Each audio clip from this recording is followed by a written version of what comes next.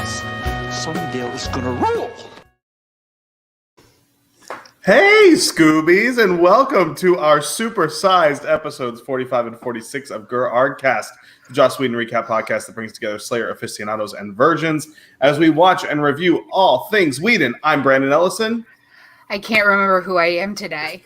That's Cool Rocket Rose, and thank you guys so much for joining us. We are joined, as always, by our stalwart producer, BJ Kramer. Hi, BJ. Hello, and everyone. Our web guru, social media chick extraordinaire, Naomi. She's the who best. Constantly corrects all the things that I fuck up on Facebook. So before we dive in, so last week we had to skip an episode because I was at an Airbnb with terrible internet. I'm in Albania in Eastern Europe, so internet speed is not exactly a priority. And I also just touched my eye having chili oil on my finger. So that was fun. Brandon, if it's any consolation, I sliced up some habaneros the other day and forgot I did before I went to the bathroom. Ooh.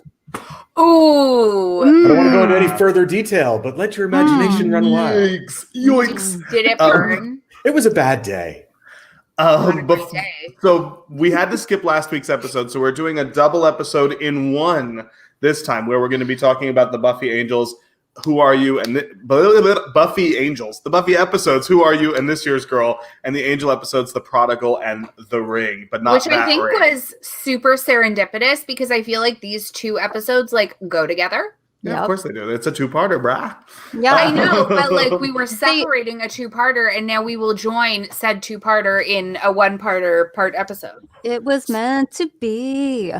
So before we get into this week's stuff, I did want to talk to you guys. I'm interested in trying something new. Before we dig into talking about a TV show from 20 years ago, why don't we talk about the things that we're watching or listening to this week and just spend 90 seconds talking about what you've been watching or listening to or reading this week? Obsessed with the Queen's Gambit. I feel like a badass bitch every time I watch it.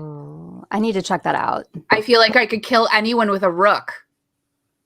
I just rook you in the eye. I've had Gambit or something. I've had everyone tell me that the Queen's Gambit is something I need to watch, but I have not seen it yet. Oh my God, I love that. Also, Emily in Paris. And I had to call on Friday the French consul general for something for work. And you guys freaked the fuck out because Emily answered the phone. And I was like, girl, were you Emily in Paris? Because now you're Emily in LA. She didn't think it was that funny. Naomi, have you been watching, reading, or listening to anything? I've been just rewatching stuff. I've been rewatching iZombie. I'm on the season 5 of iZombie again. And I mean, my best friend Alex and I, shout out Alex, have been watching Buffy since she's been watching Buffy for her first time, and we are finally on the final season. I think we started in February. It's taking forever. I know. Well, we started this in April, and we're late March, early April, and we're only to the halfway through point of season 4. So I mean, it's the slowest I've ever watched it. Yeah. But I'm enjoying she's the jewel to my Brandon right now. Hi, honey. Hi. Hey, girl. BJ, have you watched or listened to or read anything in the last week that's been interesting? I am a basic sci-fi bitch. I've been watching Star Wars and Star Trek, Mandalorian and Discovery. Both quite good. Nice. I decided 2 days ago, because I had a hard drive full of stuff I have to erase things from so that I can have more stuff, because we don't have streaming things out here. I decided to start watching The Haunting of Bly Manor on Netflix, which I loved The Haunting of Hill House, and I thought it was the most brilliantly written, beautiful thing I'd seen in a long time. And I was hesitant on Bly Manor because I'd heard mixed things about it, and I'll tell you, I was wrong. I am 100% on board. The last episode wrecked me. I'm 7 episodes out of 9 done, and the last episode just absolutely destroyed me. I'm Highly not watching recommend. anything haunted. Thank you. It's not. Did any of you watch the Haunting of Hill House? No, I you don't get like- scared watching Ghost Adventures with Zach Baggins. I get scared. Oh boy. What is that? Some It's a- bullshit show on Travel Network, but also it's really good. I like Aaron Goodwin. I tried to cast him for a show one time. He's great, but it scares the tits off of me. I don't like that. When you I get was those scared growly by- voices. I hear you. No. I was scared by Ghost Dad. Go with Bill Cosby. Well, that's the one ghost to be afraid of, frankly. There you go. Yeah, no, it's don't get me wrong. Like, I'm not saying it's not scary, but it's more creepy than scary. And it's like human stories. Like the kind of the overarching theme is that ghost stories and love stories come from the same place. And I absolutely love it. And I couldn't recommend it enough. Yeah, they're both fiction. What? Yeah. Well, the best ghost stories are like deeply told love stories. A great example is the Buffy episode "I Only Have Eyes for You" that we watched with the teacher and the student that were ghosts that were possessing people that had like the murder suicide thing. Very good episode. It was an amazing episode, and that's like you have like ghosts are like in storytelling. Ghosts are like such a passionate thing, you know. It's like The someone movie Ghost. passionately died, like in Ghost with Movie Ghost. Whoopi Goldberg and no other notable actors. And the gypsy uncle, whatever his name is. Oh, and Vincent Oh, Chiavelli, who Vincent plays Jenny Chiavelli. Calendar's uncle. There you go. Yes. He's the subway ghost. Yes, he is. What? Yeah. Get off my train, that guy. Yeah. Jewel, you hated Jenny Calendar so much, I wouldn't be shocked if you don't remember her uncle at all. You know this That actor guy. though. That Yeah. guy with the furriness. He looks And like the Donald hat. Sutherland, but not. A bit like a Romanian Donald Sutherland. Yes. Wow, nailed it. Yeah. Thank you. Thank you.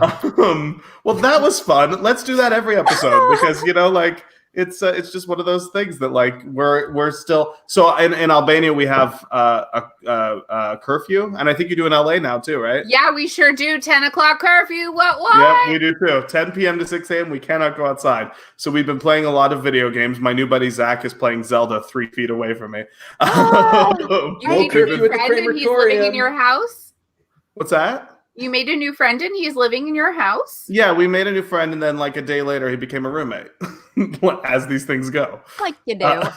I literally just made a Zelda ornament. Did you guys see that? I did, and I thought it was very cute. Naomi's been making Yeah. ornaments. Yeah, Yes. I yeah. love that you've been doing that. I don't have a tree.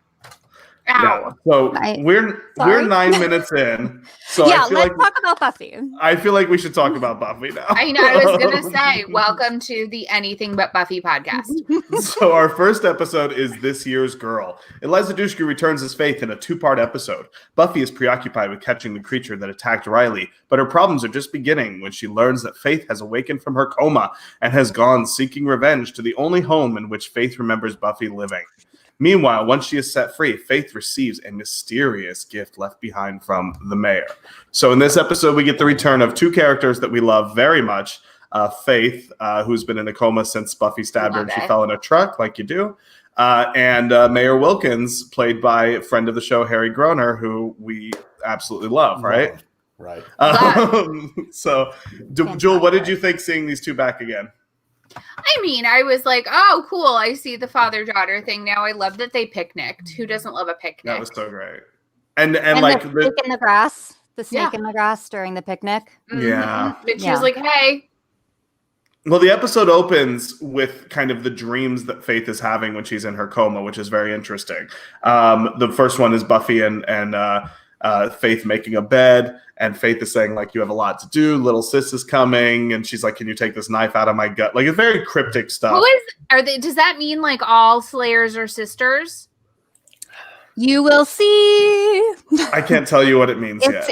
There's no way to explain it without. But it's the same thing that was Spoilers. foreshadowed in the Buffy episode, in the season 3 episode, when Buffy is having the dream about Faith, talking to her about the mayor's weaknesses, and she's like Little Miss Muffet counting down from the 730. Is that right? Oh, Whatever yeah, it is. That is 373. Yeah. Yes. Yeah. You're. So it's all. 370. No. Yeah, 370. No, 730. You're right. I don't fucking know. You don't Cares, need to go man. that That's far. not the point. They Anyway, had it's fun. it's foreshadowy. Yeah, but there's it a hasn't ton of happened yet. foreshadowing. They had a Yeah. friendship that transcended friendship because they shared a singular thing. It was an emotional bond even without any foreshadowing. Yeah, They absolutely could have seen each other that way, and the rift between them is very familial. Yes. Yes, Yeah, but then she's calling a third entity little sister. So either someone is having a little sister. Oh, is someone having a baby? We can't tell you. That's not a fair game, you guys. It's the entire plot. It's the entire plot of the next season of Buffy. Yeah. Season 5, there's a sister. Yes. Is she a slayer? No, there's a sister, and we can't say anything else. There's really nothing. No spoilers. Because you're seeing it the same way as we saw it, which was we had to wait, and we didn't even know that it was foreshadowing back then. We just thought it was even know it was nonsense. foreshadowing, but that's what I thought. I was like, what's happening? Faith is losing it. Apparently not. Foreshadowing. I think Sarah nailed it. She says the dreams show how Faith feels like Buffy is the real villain, and there is a lot of that. Like Faith feels victimized because Faith doesn't know how to be anything other than angry or the victim, and that's this is a standard psychological thing that probably has a name. And the more guilty someone is, the more they can't accept that and have to project that guilt onto someone else. There always has to be a different person's the bad guy, because if not, then I'm the bad guy, and that is not an acceptable mental state. Please don't talk about me like I'm not here. Is that narcissistic, or? I was gonna say, I feel like that's like textbook narcissism. One of these days, y'all gotta get a psychologist on here, because you got me for. Alice Crystal, do you know Alice? Do you know any psychologists? Dr. Alice. I technically have a psych degree. Well, really? Get it together, Joel. I'm a big fan of Psych. Yeah. Psych. Okay, you guys listen. Okay, so wait. So if we get off topic, I'm going to have to bring out the steak. Oh. Is it like real steak? Yes, no, it's yummy. It's a steak. No, it's a steak. Brandon, where did I get this? I find it in the backyard or something? We found it in the backyard, and then in the shed that was polluted with scorpions. Right. Yeah. Right. I really like it. It does need a name, which I haven't come up with yet. It's Mr. Pointy. No. Taken. All right, the fans. Just call it Taken. Speaking of Albania, just call it Taken. Nice. Yeah. Yeah. So anyway. Good luck. Okay. So we have Xander holding the broken taser in the beginning that Buffy had when she went into the cave, trying to repair it. Naomi, you seem like you have something to say. No, I mean, is that the scene that's very hilarious? He's trying, and he keeps getting shocked, and everybody's ignoring him. Yes. Yeah, it's freaking hilarious. He's like, they're still looking for Adam. Again, the Adam subplot. It lasts. So stupid. It overstays its welcome. But luckily, we have episodes like these two to distract us from the terribleness that is the Adam subplot. Riley is in the military hospital, and he wakes up and he's like, "I'm gonna yeet the hell out of here and go back to my girlfriend." Forrest is so possessive still. The guy that's in the initiative with him is so possessive, and so there's some gay shit happening there, right? Am I reading that wrong?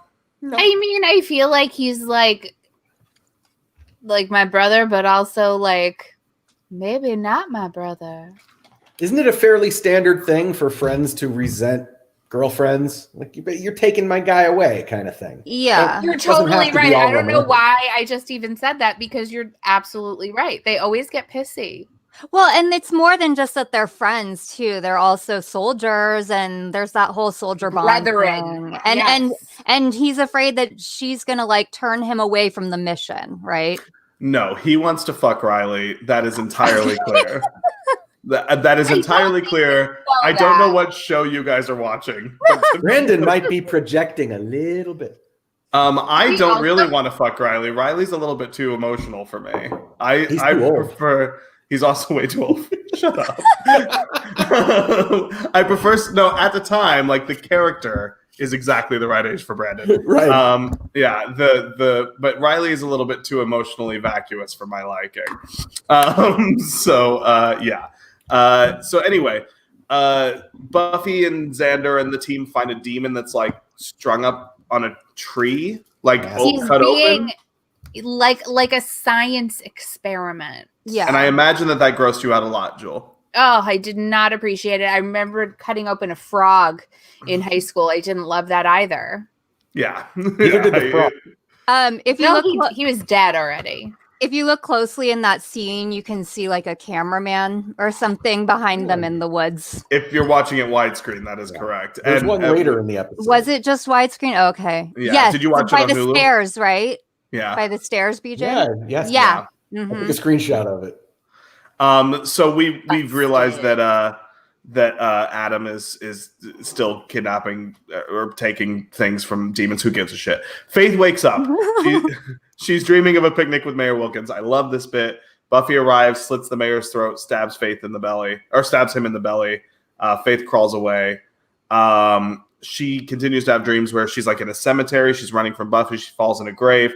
Buffy jumps into the grave with her. And then it's implied that Faith beats the shit out of Buffy in this dream grave and crawls out. And then she wakes up. Mhm. And she is fabulous. I love her. That was a really well. Graduation. That was a really well done sequence. Oh, Jules referring to when she wakes up and walks down the hallway and sees a girl there with That like poor girl. a full-grown like person with a teddy bear that clearly is like supposed to be played like a child. It was Well, not. I didn't get her. Was she not bringing the teddy bear to? Who holds a teddy bear like this that you're like bringing to somebody?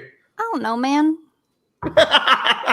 It was not the right creative choice. I was like, no, Faith, don't go killing people. But then she didn't kill her. That was good. No, Yeah, she totally she- killed. Oh well, Beat she her up. No, She beat the shit out of her. Yeah. Yes, and she stole her jacket. Right. That's She I had to stole her record the knockout. clothes. Or all She her stripped clothes. her. Yeah. Yeah, and then like Faith is like graduation. What happened to Sunnydale High School? I need to go there now. And the girl's like, well, bad news. Sorry. Sorry. Sunnydale is like gone, and the mayor's dead, and a bunch of students are dead, and the principal's dead. And clearly, Faith is very upset that Snyder is dead. That's my takeaway. You missed all the fun. Devastating. Riley and Buffy are talking. They talk a lot this season. There's a do, lot they of talk. Riley and Buffy talking, and I fucking hate it. There's all the feels, Brandon. This is about the feels. This is the part I love. Yeah, see, that's the I'm a sociopath, so I'm not jazzed about the talking. My note at this point in the show was, boy, it was quick that I started hating Riley. Yeah, 100%. Same. And I love that you took notes. When Oh, we I always do rewatched that. it, because I've said several times, I don't watch these in order. When I rewatch them, I pick the episodes that I like, and I watch those, and I go back and jump all over the place. When we started rewatching season 4, I was like, why did I ever hate Riley? Like, he's great. Like, he's so nice and whatever. And then now we're halfway through, and I'm like, I can't wait till he fucking leaves. Because he was nice yeah. in the beginning. Yeah. I feel like they rushed Professor Walsh out, and in the Yes. in the transition, Riley they had to push this crazy, he's on drugs and shit. She was Terrible. rushed, but it was great that it was such a surprise. Correct. So where were we? Okay, so detectives come looking for Faith. She's gone. She beat up that girl. Faith is walking around Sunnydale. She sees Sunnydale High School all demolished. She goes to Giles' house. She's eavesdropping on them. There's Also, a phone. 1 second. Yes. Has Faith been to Giles' house before? Mm-hmm. No, Giles was she? I thought she did. I didn't remember that. And then I was like, she knew exactly where Giles lived, which I didn't remember her I knowing. feel like there is a directory.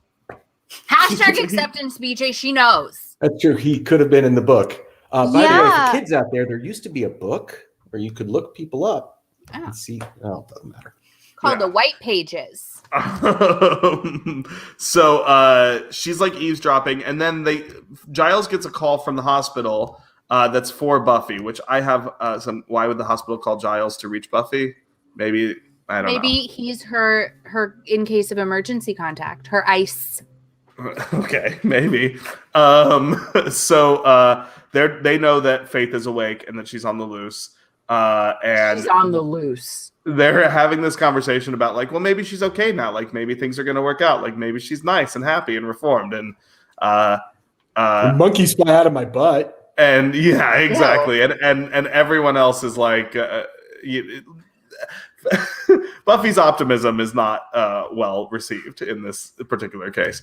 So When is it ever? right. So Buffy tells Willow that she told Riley about her history with Faith, but left out all the parts with Angel involved. They're walking through the courtyard, and she's like, well, if I was Faith, I'd be hiding. I'd be heading for the hills. I'd be whatever. And then Faith is standing there, and she's like, You're well, you're not not me. me. Which is quite nice, frankly. I very much enjoy that scene. And then they have a fight in the courtyard in broad daylight. That fight choreography is fantastic. Mm-hmm. Yes. Is absolutely fantastic. I'm a big fan. They seem to have put a lot of effort into the Buffy Faith fights after the first one.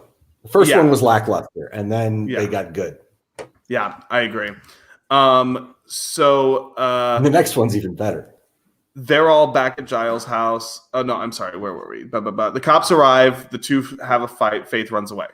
Willow is looking for Faith, so she brings Tara with her. Xander and Giles go and look for the streets, but they find Spike instead. I love this scene. When Xander and Giles find Spike, and they explain to Spike, like, what they're looking for. Like, they're like, Faith, she's about yay tall, dark hair, criminally insane. I like this girl already. And Spike is like, right. Well, I'll go find her, tell her exactly where you are, and then watch as she kills you. What's crazy is that they couldn't find her because we know there's only one street in Sunnydale. Yes, exactly. There's one street, 2 universities, a zoo. Right. Even impressive At least collection 6 of hyenas. graveyards. Yeah. I do want to talk before we continue, like the Tara situation. So Willow hasn't introduced Tara to any of her friends. What do we think that's about? She hasn't decided she's ready to. First of all, I don't introduce my friends to my significant whatever until like we have DTR'd, defined the relationship. You are not meeting him until we have decided to maybe go in on this together. So I don't think it was weird at all. There are a few reasons, and one of them she articulates that it's her special It's her secret thing. The other obvious one she also says her burgeoning lesbianism? Kind of. No, well, Like, no, you know, it's like witchcraft. It's her thing. It's like her thing and her people. You don't always. Do you have like friends that you kind of keep not separated by because of who they are, but like by your choice? Like you like to do this thing with this friend, and it doesn't necessarily match up with any of your other friends. I think it's more than that. Was it in one of these episodes when that scene where she's like, I just like having something that's mine. Yeah, I am. Yeah. It was this one. Okay. And I think that makes sense because she's always been the sidekick. So she wants her own thing. Yeah, this gets to be her own thing. And then there's of course also protecting her. She's being protective in friends. I think there's a lot of gay shame stuff, and I think that they explore it when Faith comes into it as well. I think that there's a lot of Willow being ashamed that she has a girlfriend. Well, it Not wasn't driving like stick anymore. Well, it wasn't a normal. Not that it's not normal, but it wasn't like a mainstream thing at that point to be out and at that age and be like super proud of it. Well, I remember when I was in high school, and like I think she's not even sure yet what her feelings are, and if that she's still trying to figure this out, guys. Tara figured it out. Yeah, like I'm yours. Right, obviously, but like Willow is still kind of. She's not sure. She's like she's got. She's trying things out. No, she's interested. Yeah, and yes, there's definitely shame about that. Of course, I mean, I don't know. It seems to me that Willow hasn't really caught on. It seems to me that her own feelings. You mean? Yeah, it seems like she's just like very like sort of attracted to be with her, but not relationshipy at this point. I don't disagree. I do think that's part of it, but I also think one of the things that the show did really things. Yeah, I think one of the things that the show did very well, especially for the time, was handling this like new relationship that was very matter of fact for both characters. Like there wasn't really like a coming out moment or anything like that. Willow. And I've read interviews where Joss says that if he wrote the show today, that he would have written Willow as bisexual. There was just no way to really delve into that at the time, or pansexual or whatever, you know. Yeah.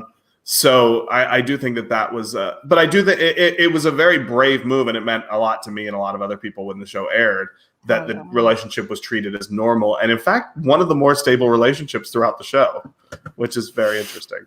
Well, you know, it's a low bar. Yeah. So there we see like B's story. We see a helicopter land and 3 dudes carrying briefcases. They're clearly the Watchers Council guys.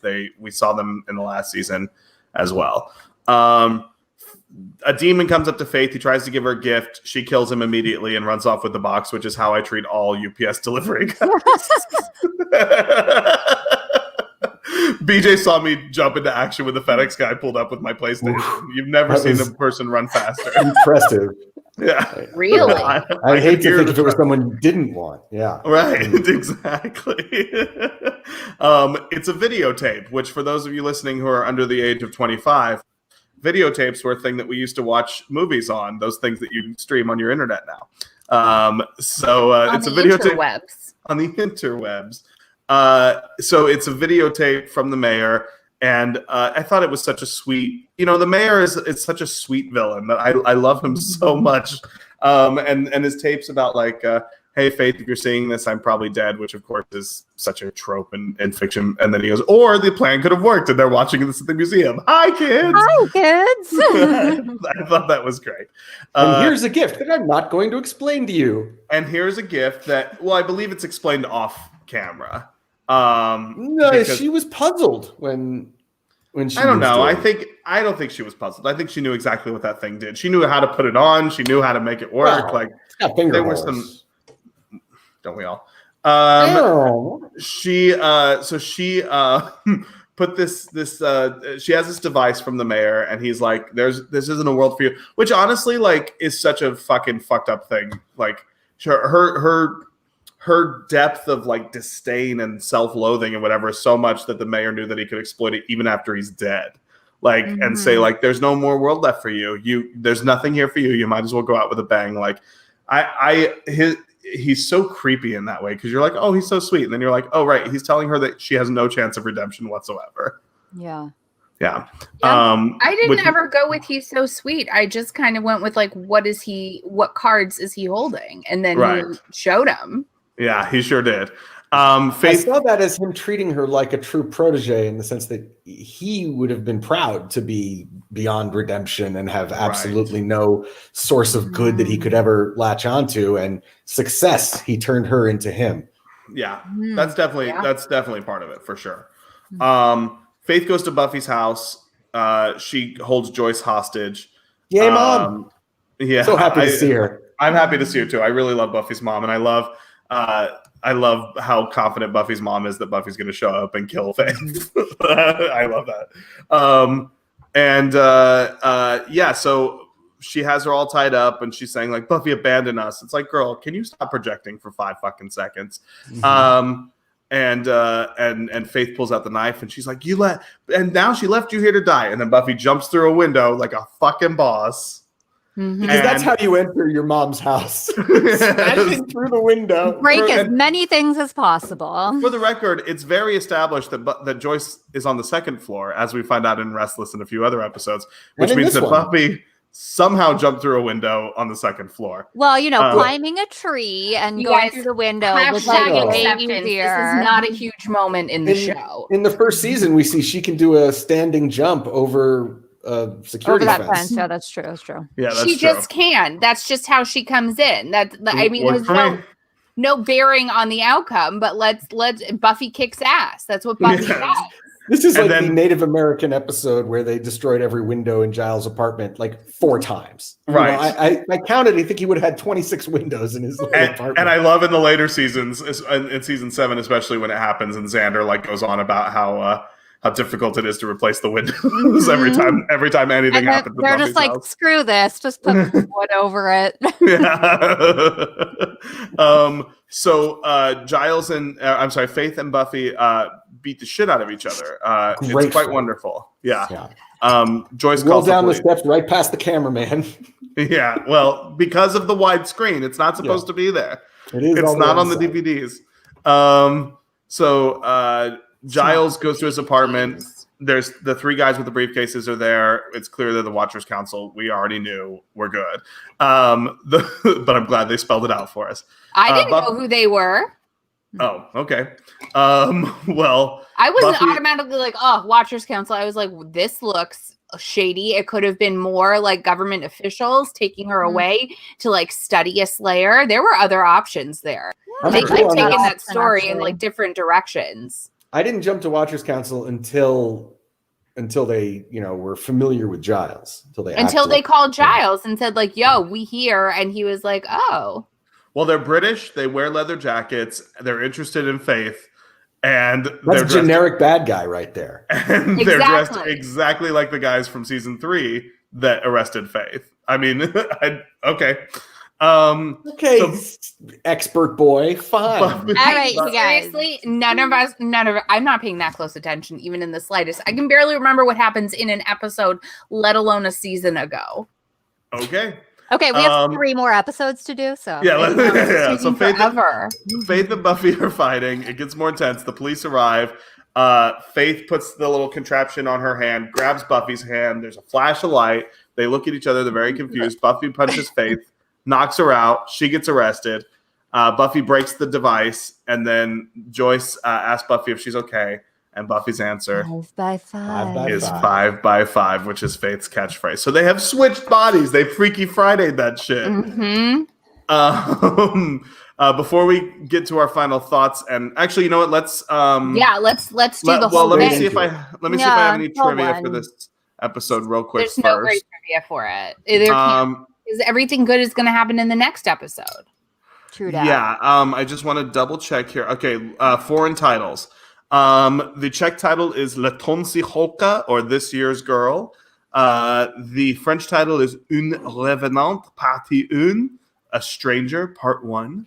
The German title is Bosses Erwachen, or Evil Awakening.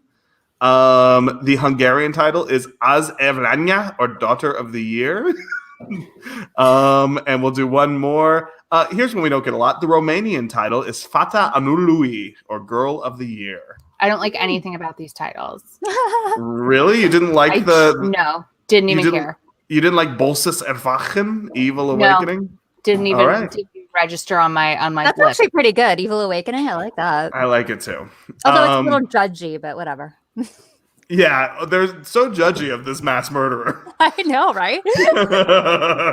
So let's jump right into part 2, and then we'll give our final thoughts on the 2-part episode. So the conclusion is called Who Are You? The conclusion of a 2-part episode when Faith returns. Buffy battles to escape the clutches of the Watchers Council Special Operations Team who plan to send her to England, while Faith continues to wreak havoc in the lives of Buffy's family and friends. Meanwhile, it's Willow and Tara who figure out Buffy's whereabouts, but not before Faith has done some serious damage to Buffy's relationship with Riley. I can't wait to get to that. Oh, yeah. So Faith is in Buffy's body. Buffy's in Faith's body. They talk about Buffy and Joyce. Buffy. I'll do this.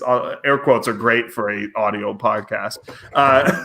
Fake Buffy and Joyce discuss Faith, and Joyce is talking about how unhappy Faith is and how miserable she is. And Joyce hugs fake Buffy, who is super uncomfortable. Faith goes and takes a bath, and she's in the mirror posing as Buffy. And I love that scene. Yeah, I can't do that. Is so much more fun than Buffy. Sarah Michelle Gellar is fantastic in this episode. She really is. She's so much better than as Buffy. Yeah. Also, good. Is that the first time we see the bathroom set? I think it might be. Maybe. We unfortunately get to see it in season 6 in a really awful setting. But I think that's the first time we see the bathroom. No more alluding to things that happen. I'm already frustrated. I always like new sets. I like it when they spend money. Yes, they built a set. In terms of playing Faith, I feel like the small thing that I told Jamie, and she was like, I did not catch that, was she has just hints of her Boston accent. I don't know if anybody knows that. It's just little hints of her Boston accent in some of the words that she says. Yeah, she does sometimes have an accent with her. She did a really phenomenal job of slipping little stuff in there. Yeah. Because it's naughty. Very good. Exactly. So like Faith is like taking her body out. Faith is taking Buffy's body out. She's like Can we putting her just hair call on. her Buffy Faith? No, Well, it's too confusing. Yeah, Let's because call is that different than Faith Buffy? Yeah, Faith Well, Buffy. yeah, like it is. Faith and Faith Buffy. Sarah Michelle Gellar. Let's call them not Buffy and not Faith. How about that? No, but that doesn't tell me which way either. No, No. it doesn't. No, not Faith. Buffy means that in it's like Faith Faith's and body, Faith but in Buffy. we'll figure out a way to do this. We'll Okay, just get- Blondie and Brown. Guys, Why don't we do- I got it, I got it, I got Stop. it. No, it's my turn. It's my turn.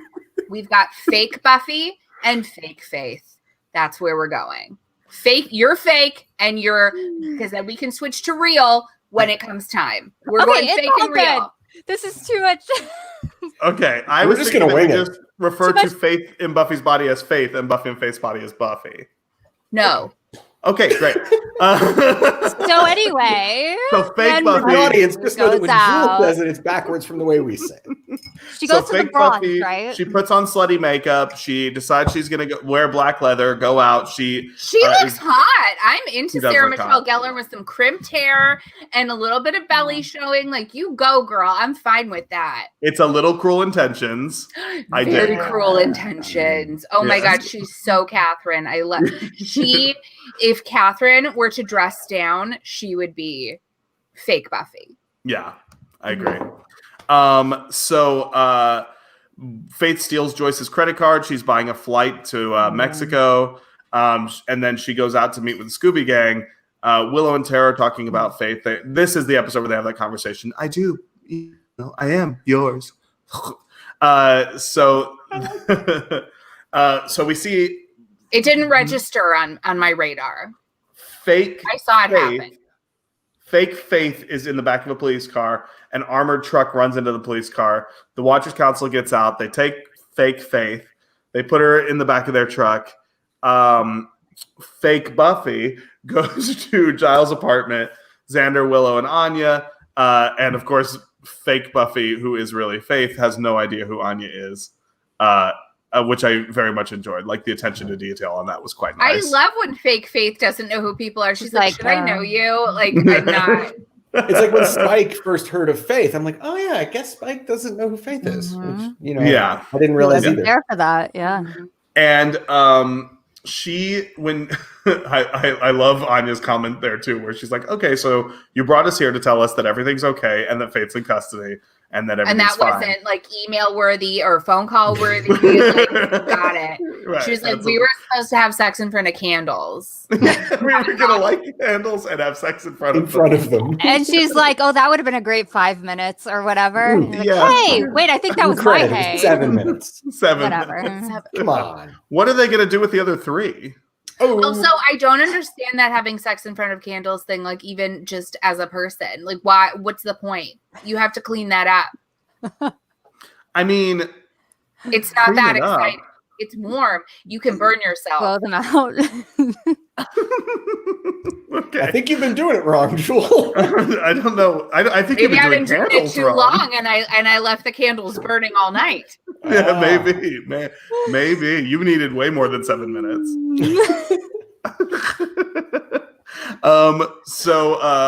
Faith, I'm sorry, not Buffy, says that Faith is on her way to prison. Faith, not Buffy is super jazzed that Faith is actually taken by the Watchers Council and she's going to England. And so she goes and grinds up on dudes at the Bronze, which, you know, like you do. She was, as we used to say as children, freak dancing. Oh, yeah. She was all up on it, grinding and freak dancing like a pro. Let me tell you. I feel like freak dancing is something that will come up in our 90s podcast. Oh my God. Even then when I would say it, I'd be like, that just sounds stupid. But like also cool. Yeah. So yeah. stupid. Also, she has that like fantasy where she like stabs Willow. Oh yeah, that was great. That we get That that was peek, very Faith. that peek into Faith's brain. Yeah. Mhm. That was So- some fake Buffy action. So Mhm. fake Buffy runs into Spike, and she then like it takes her a Oh! second, but it clicks through Spike. That was my favorite part of this entire episode. I Oh my love God. Spike so much. He's the best part of this stupid Yes. show sometimes. Warm champagne. Yup. Oh, I my love him. God. Not that the show is Yeah. stupid. It's just at moments when it is stupid.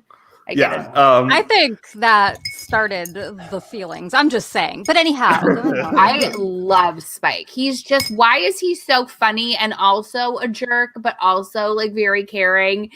Like he's so many layers. He's an onion.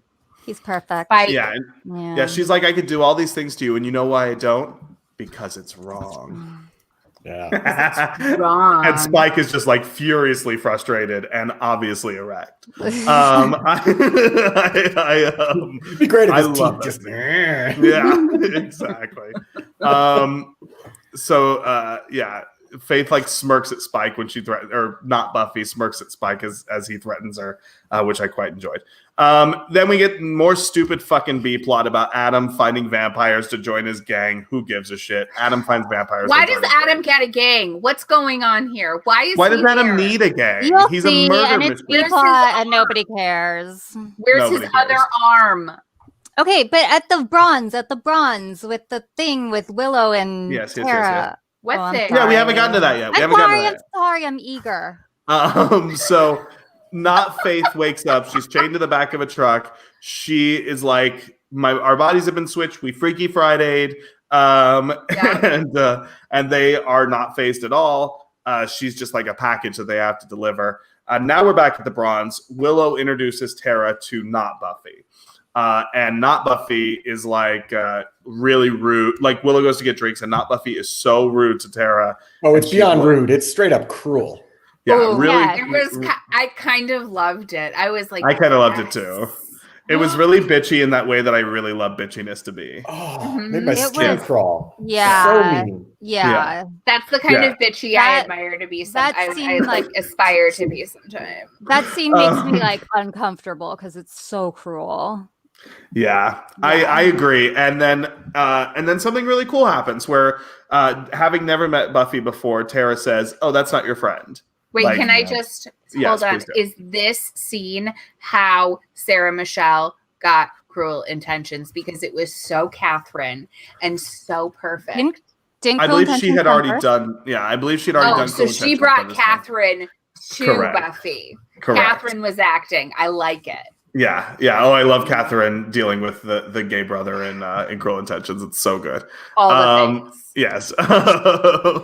He's So, that and it was good. very similar. Yeah, I and, love and this insight into Tara's abilities and the way it's different from Yeah. Willow's, that she kind of just has sort of she's more like magical intuitive. insight. Yeah. Yeah. Yeah, I she's thought kind of an empath. I Mhm. thought that was because she was like a generational witch. I thought That- because she like Yeah, that too. Yeah, she had more that's witch built in blood. there. Yeah, and I think she's a little bit more in tune with the intuitive side of things versus like the Yeah. spell side of things as witches go. Yeah. I love that actually. I think that's such a good like insight, and that's really where I started to love the character of Tara, where she's like, yeah, I don't know this girl, but I'm telling you, like that's not her. Like that's not your friend. Like that her energy's all off. Like shit's fucked. She's fragmented. Yeah. Very much. Fake She- Buffy is for sure fragmented. She sure is. It's then Willow's like, hey, there's a vampire here. You should probably go kill the vampire. Faith goes and Faith is like, or not Buffy is like, okay, yeah, I'll go kill the vampire. And the girl is like, thank you for not letting me die. And not Buffy or fake Buffy is like, Sure. you're whatever. welcome. Yeah. But then is Conflicted. also like she like liked the thanking. She liked that feeling. Yeah. Mhm. I think she liked the doing her Slayer job. She used to like it. There's no Yeah. good reason that would have gone away. No, it was Yeah. like it's like in Buffy's body, she likes doing good things. Well, Yeah, and because she- she's and getting she like hasn't- positive affirmation for the Yeah. first time ever. Yeah, exactly. She's seeing what it's like to actually be like A good girl. Well, and how Buffy is all the time when people thank her. Not all the Right. time, but you know what I mean. Yeah.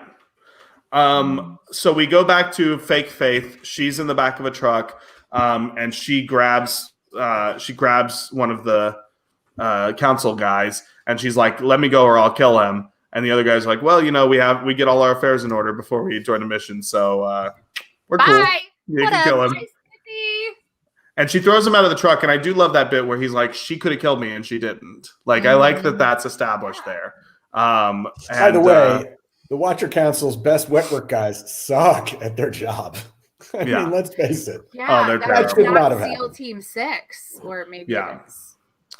And I love that we don't really see the Watchers Council goons again. We do see the Watchers Council again in seasons 5, 6, and 7. Yeah. But we don't really see the goons of the Watchers Council again. Because they're clearly inept.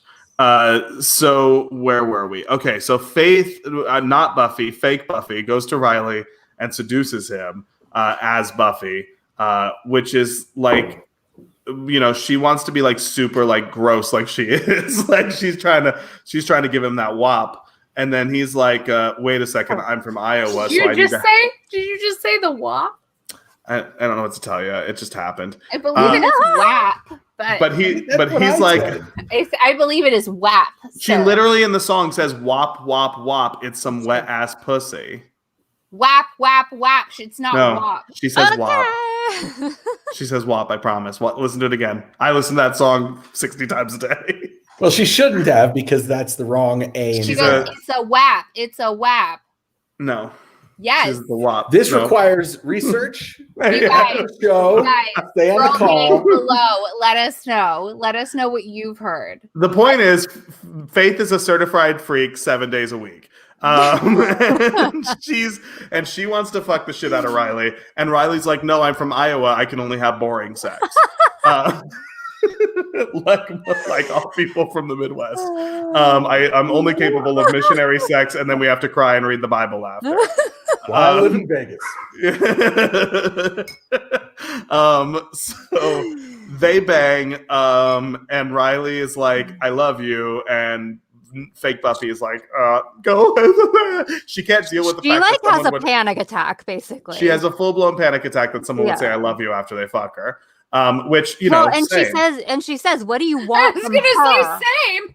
Yeah, I'm like, ooh, Very close. yeah, But Very close. she definitely says, what do you want from her? yeah. So Yeah.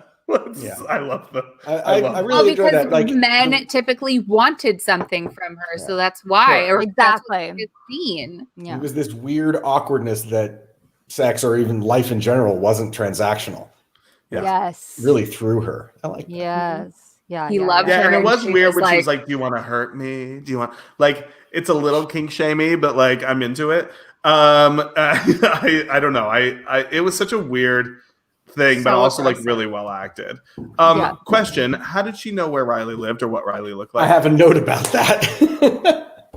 Well, she knew Brandon acceptance. found Riley we just fast. know this. That's my note. she knew what he looked like because of the Yes.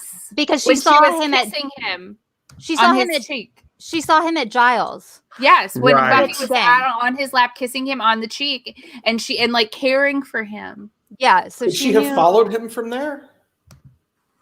Faith does what Faith wants. Okay, she's Is probably like, Faith maybe I want to doing know what wrong? this dude does. She did Also, the I same can get any thing dude. as Tara and looked through the directory of Sunnydale. Thank You see Sunnydale. I don't know. Yeah. Oh, that's an interesting point. Elena's take is Faith's in denial at that point, disappointed with the fact that Buffy uptight has a better sex life than she does. Maybe. I mean, I think I like to think that Faith just went into every dorm and fucked every dude until she found Riley, which is exactly Probably. what I would do if I looked like Eliza Dushku because she is hot. Isn't she? You would do that if you looked exactly like you do. If you could. If I could.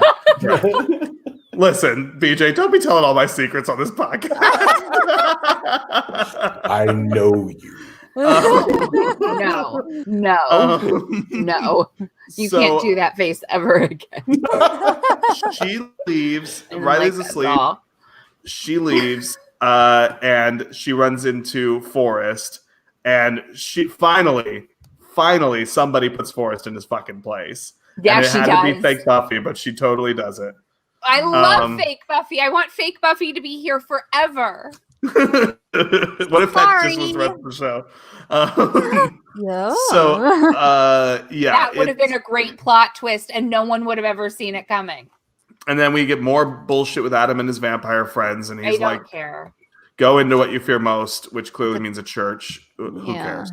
Yeah. So they his whole decide. speech, his pep talk was very awkward and uncomfortable. I didn't love it.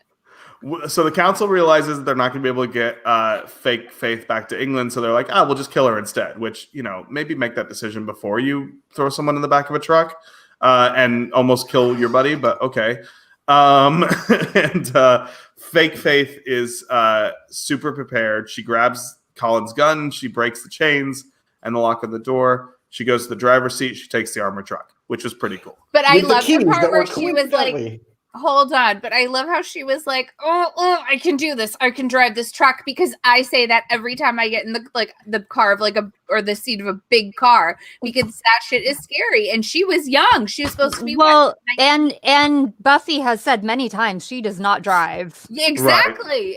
So she was like, I can do this. She's an avid pedestrian. Do you think the keys conveniently being in the cab of the truck is just sort of like a nod to the cliche? Oh, totally. Yeah. Jewel is silenced. Jewel's mic is off. Is it? Oh, yeah. Joel, you're muted, honey. Oh, that's the right word. Nope. Still mute. There So- you There go. you Wow. go. You're There good. you Someone was, BJ did it. Nope. So Faith's at the airport. She's trying to leave town. She I has got blocked on what is it? The Voice. He blocked me. So Faith's at the airport. She's gonna leave town. She has a ticket. She looks at the news and she sees that there's a hostage situation at a church. Yes. So not Buffy / Faith decides that she's gonna go and help. I skipped something. Oh yeah. So this is also the part where not Faith, fake Faith goes to Giles' place and is like, hey, there's been a body swap, like whatever. I remember when you were demon and I recognized you. Well, I love first she's like, ask me anything. Who's the president? We're checking for Buffy, not a concussion. Right. What's a stevedore? Yeah.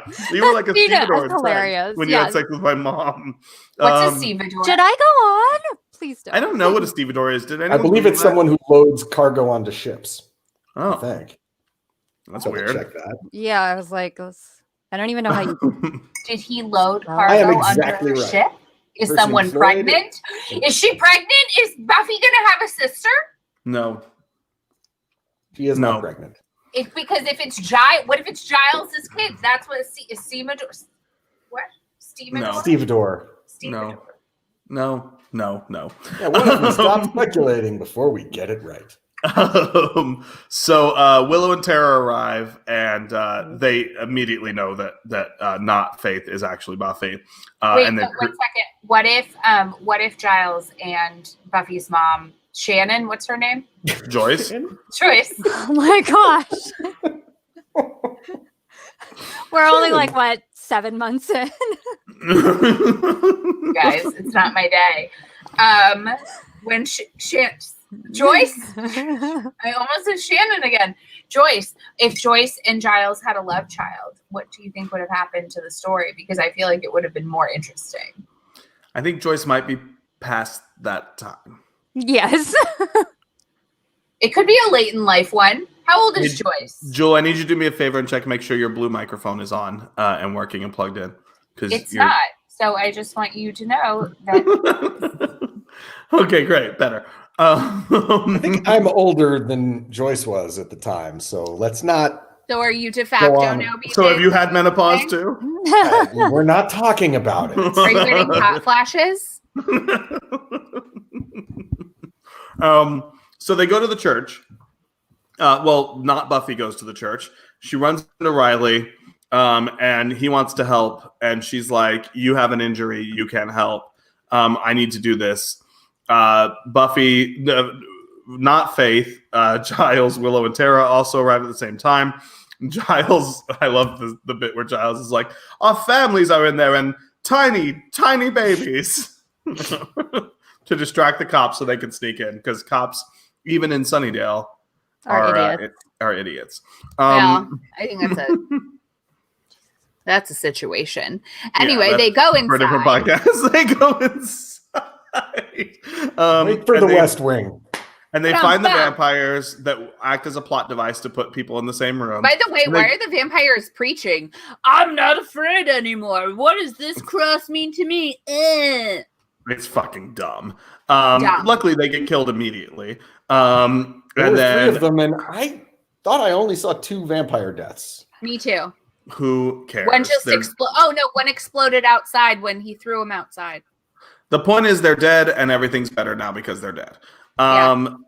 Buffy and Faith fight each other again, and fake Buffy pins fake Faith to the ground and is beating her in the face, and she's like, "You're nothing. You're disgusting. You're a murderous bitch. You're nothing." Like, it's like, girl, you need a therapist.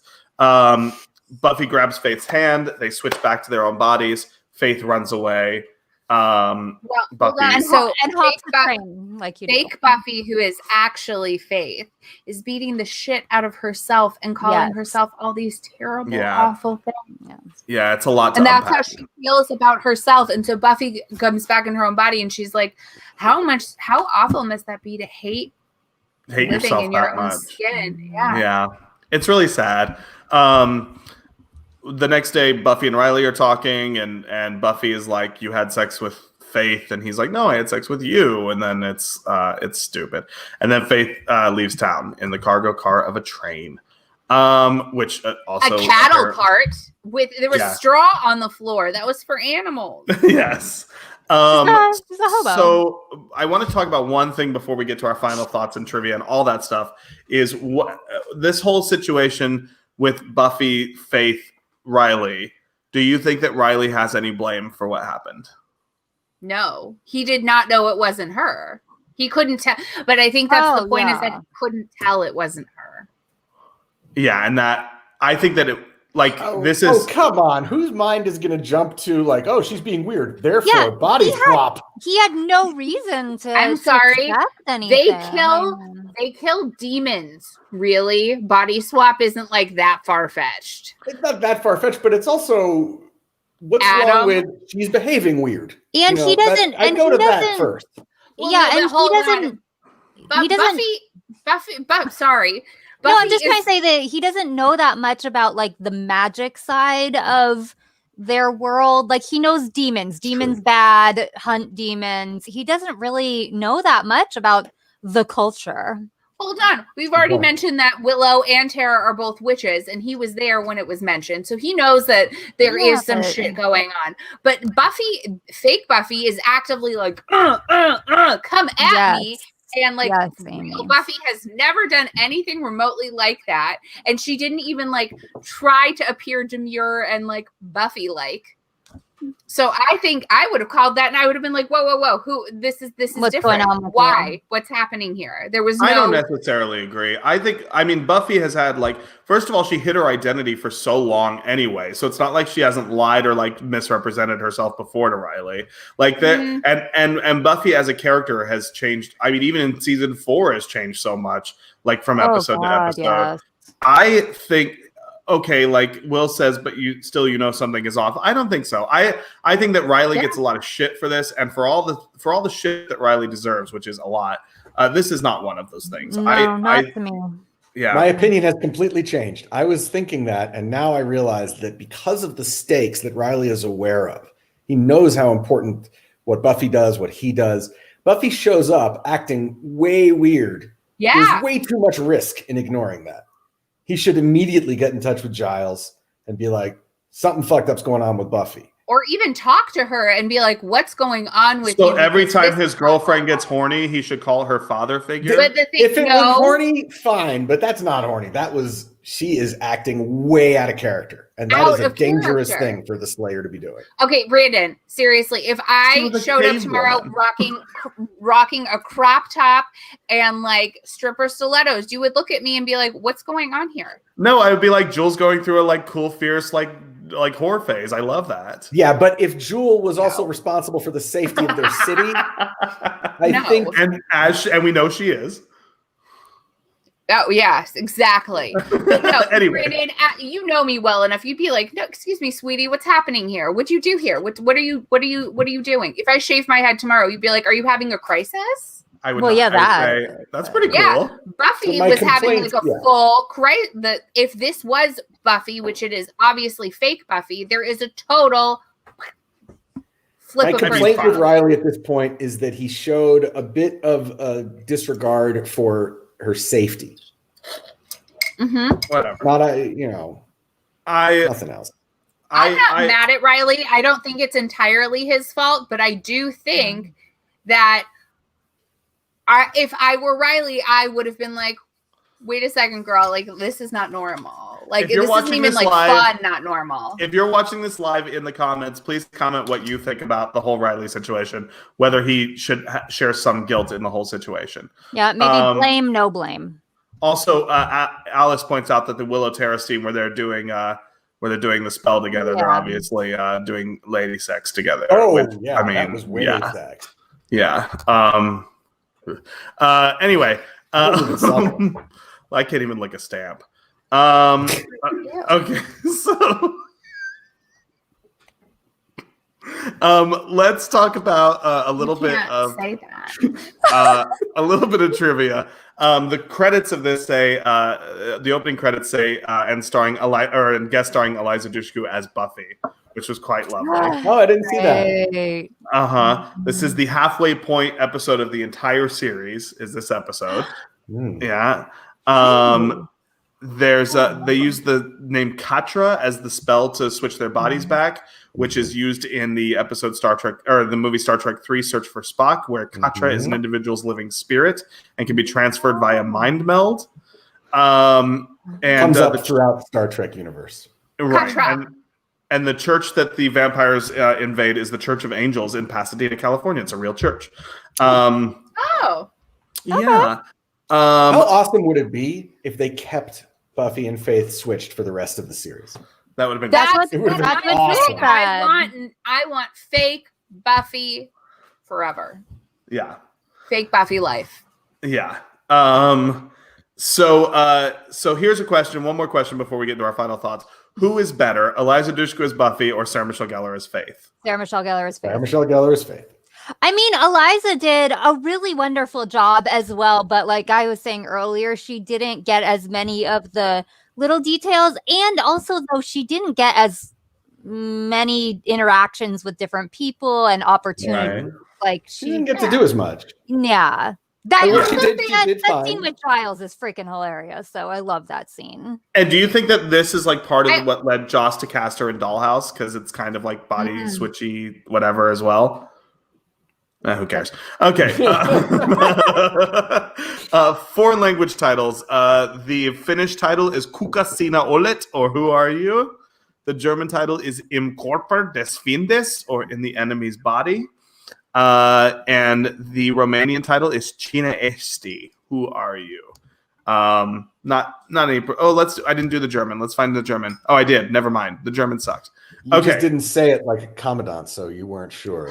I know exactly. And Alex is asking the question: which one would have been more fun to play? Oh, Faith. I think that's Oh. why. I think that's why Buffy did better. Sarah Michelle Gellar did better as Buffy in Faith, or Faith in Buffy's body, because I think Evil is a more fun character to play. I don't find Buffy, like real Buffy, to be that multi-dimensional. She's kind of just like, well, she's a little flat. She doesn't have her range got of hero emotion complex. is kind of flat. She's got a hero complex.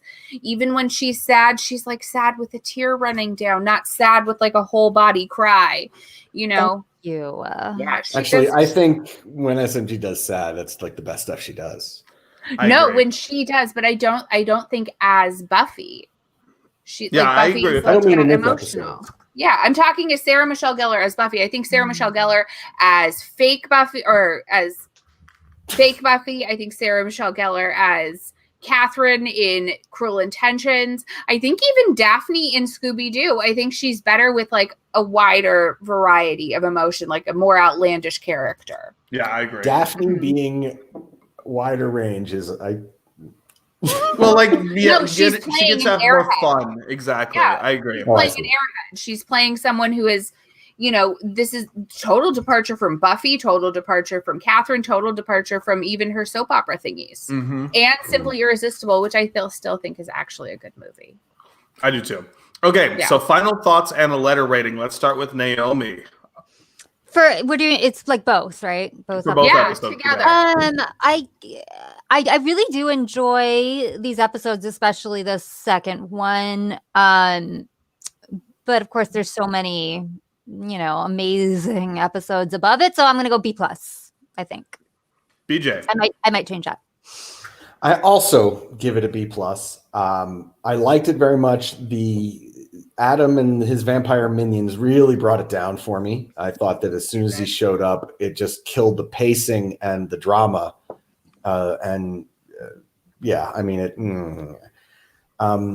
Riley, I started to hate him. So, but there was so much like good bits throughout that it still ends up being a very good double episode. So B+. Jewel. I'm going B+ too. I liked it. I thought it was fun. I thought it was good. I liked it. I love when Eliza Dushku's back. My favorite scene was the one with fake Buffy and Spike. Loved it. Can't wait for more of that. Bring more Spike. Yeah. Spike is fun. Apart from the Adam stuff, I don't have any issues with this episode at all. I think it's beautifully written. I think it's beautifully acted. I think there's some good comedy. I think we move a lot of new directions with a lot of the characters that are already established. So I am going to go one grade higher and give it an A-. I really love these two episodes together. Not as much as I love our next one, but really, is it a good one? Oh, yeah, it's my favorite Superstar of the whole series. My favorite episode of the entire series. Okay. Is it like American Idol? No, you'll see. No. So Jewel, should we talk to the kids about Buzzsprout? I love Buzzsprout. Well, we did a lot of research when we got into podcasting on different services we can Both use. Naomi and I are getting drinks. Mute your microphones, please. I'll do it for you. Mute. 1 second, guys. Okay, here we go. Hey, Jewel, you ready to do this? Always ready, Brandon. We did a lot of research into podcasting services, and we decided to launch our podcast. Buzzsprout is by far the easiest, most convenient way to get your podcast live. Buzzsprout is hands down the easiest and best way to launch, promote, and track your podcast. Your show can be online, listed in all major podcast directories like Apple Podcasts, Spotify, Google Podcasts, and more within minutes of finishing your recording, because we like things fast. Also, we're on Pandora now, too. I got an email about it 3 days ago. We're on Pandora Pandora! Podcast. Yes. And you don't need fancy equipment to get the ball rolling. You just need a microphone, some headphones, and a little dream. And when you're ready to upgrade, Buzzsprout has tons of guides to help you find better equipment at really good prices.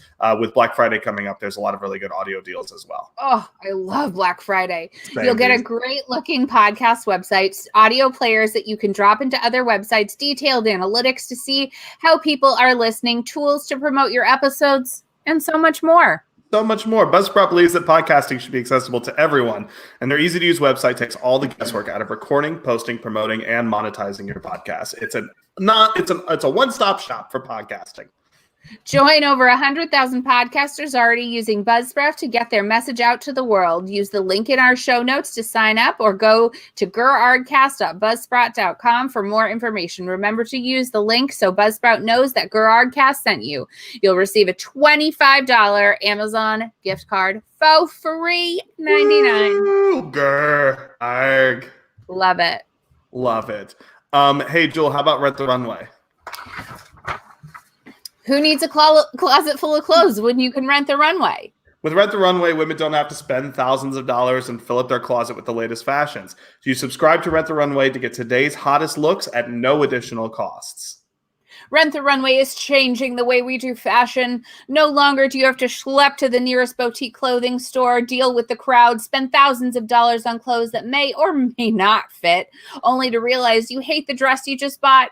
Rent the Runway empowers women by allowing them to rent unlimited designer clothes for a low monthly membership cost. Rent the Runway features clothes and accessories from over 700 of today's top designers, including Adidas, Halston, Coach, Marc Jacobs, That Woman, Gucci, Christian Siriano, and Vera Wang. #WangGang. Wang gang. Rent the Runway is not going to send you a box full of random stuff. Pick the styles you actually want, whether you want new items delivered to your door every week or you're looking for a monthly wardrobe pick-me-up. What and how you rent the runway is entirely up to you. All items will arrive in a dry clean bag, sterilized, and ready to wear in a reusable garment bag. Use the link provided in the show notes to sign up and you'll get $30 off your first order. Don't shop for fashion. Rent the Runway. Rent the Runway. All right. Our co-hosts are returning now that we're finished with ad reads. I muted both of them because they were very noisy. But now we're Sorry, back. thank We're you. back. Rude. So rude. Okay, so I forgot. this is a double episode, so we're digging right into our next 2 episodes, which are the Kill me Angel. now. As soon as people are done clinking and clanking things, we're good. Okay. I No, can't wait to Brandon, edit we're that. not good. We're not good because we have to do the Prodigal and then the Ring. A Okay. double Angel. You know how upset I am with this. Dude, The it's Prodigal. torture. Angel's- Prodigal. Angel is haunted by images of his past as a young man in 1753 Ireland, his overbearing father, his vampire birth by his past lover Darla, and his family's murder by his own hand. Meanwhile, when Angel spots Kate's father at a crime scene, his investigations may change Kate's life forever. So this is mostly a flashback episode. This is like how we find out who Angel / Liam was before he became a vampire. When you become a vampire, Not a you great get to guy. change your name. When you become a vampire, you don't necessarily have to change your name. But I his don't name feel was like changed. Darla's name was Darla, and I don't feel like Spike's name was Spike. I feel like these people have changed their names, or these are vampire nicknames for their new community. I don't know about Well- Darla, but Spike and Angel both have reasons they changed their name. Well, Angel's Spike we had get that in this nickname. episode. Spike had that nickname before he became a vampire as well. Did he? Uh-huh. How do you know that? Because Well, it's they said established his later. poems were bad, like a railroad. Hey, hey, spike. hey, hey, hey, hey, hey, hey, hey, hey, hey. Spoilers. We haven't done that one yet. I'm so sorry. Spoilers. What railroad? What's happening here? Yeah, it was not that big of a spoiler. Nothing Oh, You know, there's years to go, Jewel. There's things to learn. why is Angel's name Angel? Why did he go from Liam to Angel? Because his sister called in this episode. So we could probably zoom through these pretty quick. It's 1753. Angel's Liam. There's a servant girl. He can't go out in the sun. Christina Liam's- Hendricks. Not yet.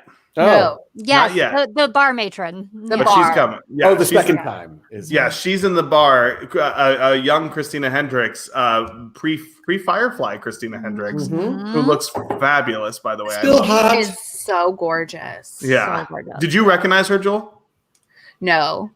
Do you Not know? didn't- you I told did- me. I You couldn't told me place who it. it was, and I was like, okay. Yeah, she's great.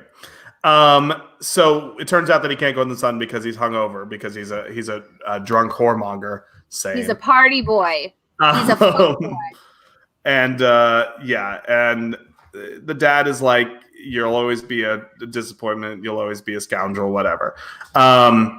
There's an investigation on the LA subway, which I wonder how many of our viewers that don't live in LA even know that LA has a subway. We do. And it's Yeah. not called the subway. We call it I think they call it the Metro. Yeah. How many times have you ridden that train in your life, Jewel? One time. Nobody uses it. It's I One also- time there and back. And you know why? It's because I was on my way to the theater and per usual with me, I had to pee. And I was like, what am I going to do? I get off the train and I'm like, is there a bathroom? And they're like, yeah, we don't have to do both bathrooms and train stations. Why do you think everybody fucking pees everywhere and it always smells like piss in there? Is because there's no fucking bathroom. Right. That must be the reason. Yep, that's it. By the Also, way, it takes again- an hour to get an hour longer. I loved it that they budgeted for a location shoot. Always Yes. makes me happy. Yes.